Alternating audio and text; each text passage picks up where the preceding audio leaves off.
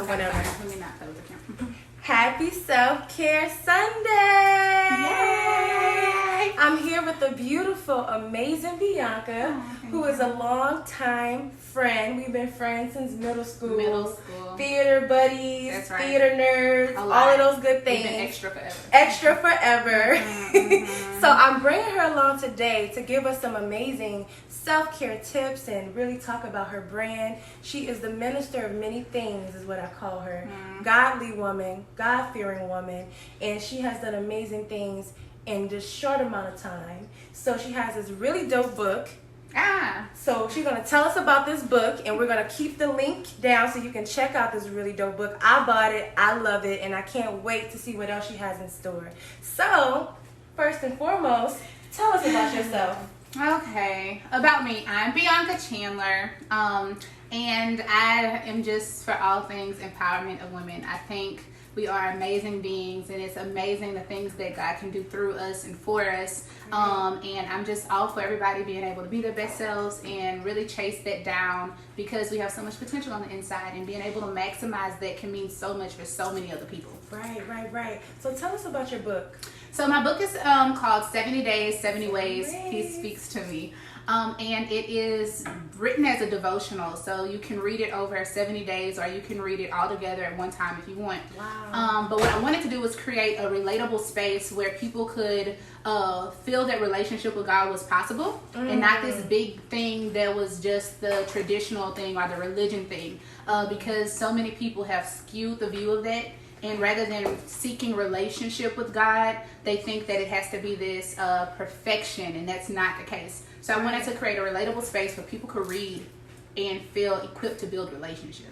Love it. So you know what this is all about, women empowerment. What my brand is about is women empowerment, which is why we get along so well. Yes.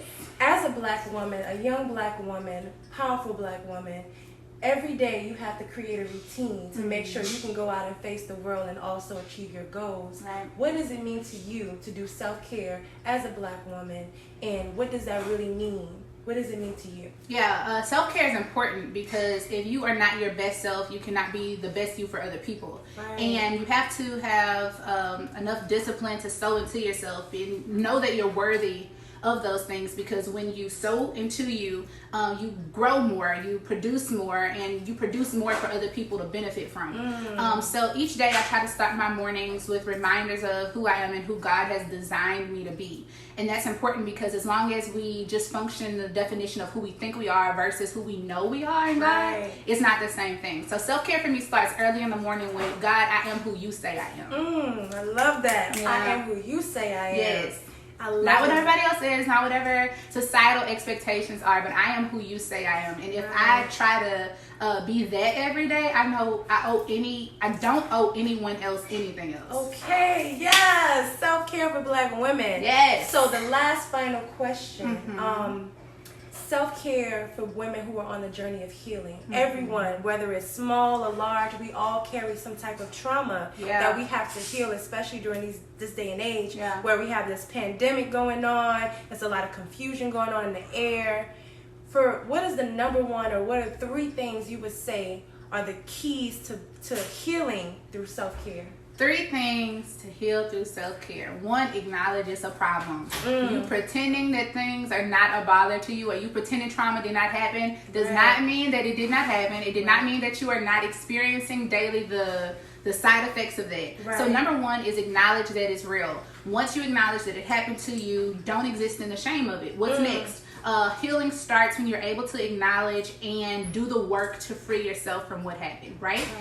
Things happened to you, but they also, you can change your perspective of it happened for you to grow, for you to adapt, for you to be a different version of yourself. And number 3, living it unapologetically. Too many black women walk around minimizing themselves or compromising for the comfort of other people. And it's just not on my resume. That's not the thing that I do. You know, I ain't got time. No time. To be trying to be nobody else. Y'all gonna get all of this, all the extraness of it each and every time. Our experiences happen, our life happens, trauma happens, things happen, but what do you do after that? You know, I always say your situation is not your signature. Just because it's the circumstance you're in right now, it does not define you. It does not determine the epitome of who you are. It just contributes to who and how you grow and what you become. Right. So that's my 3 things of self-care and healing.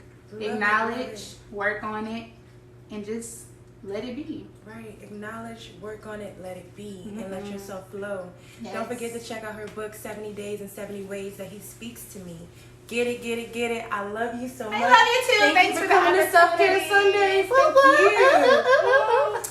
See you guys again for the next Self-Care Sunday episode. Tell us what you want to hear from me. Bye. Bye.